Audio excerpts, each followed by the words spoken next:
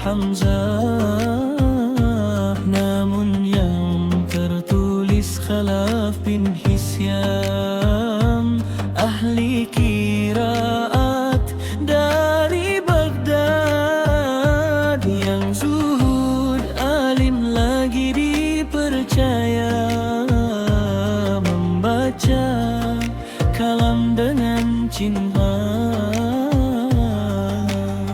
Abu Hamzah Al-Batta.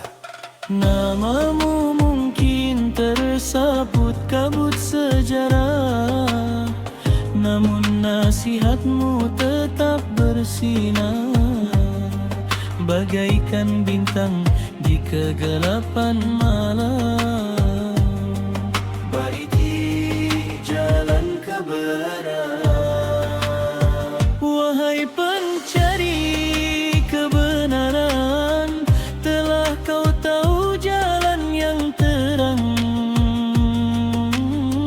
maka tempuhlah dengan keyakinan, niscaya mudah setiap langkah.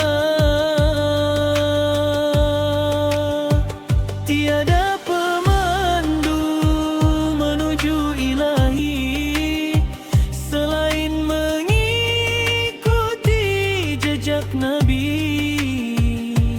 Perilaku, perbuatan, sabda suci Rasulullah sebara sang pemberi cahaya. Katakanlah jika cinta pada Allah, ikutilah aku, niscaya Dia mencinta. Ayat suci menjadi pegangan bahwa cinta tak cukup angan.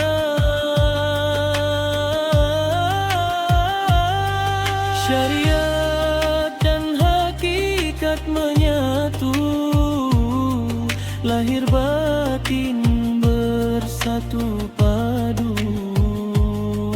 Ittiba'ur Rasul kunci utama menuju Allah yang Maha Kuasa. Baik, 3 penyelamat. Irama sedikit meninggi 3 hal akan selamat dari bencana dunia, bencana lahir dan bencana batin. Lenyap sirna bagai debu, perut kosong dan kanaan. Perut kosong bukanlah siksa,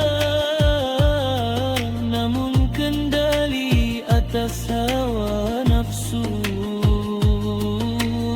Syahwat perut yang sering melalaikan,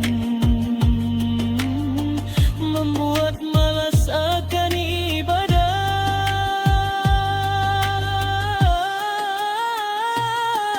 Karena sikap hati yang cukup menerima apa yang diberikan, perut kosong tanpa qanaah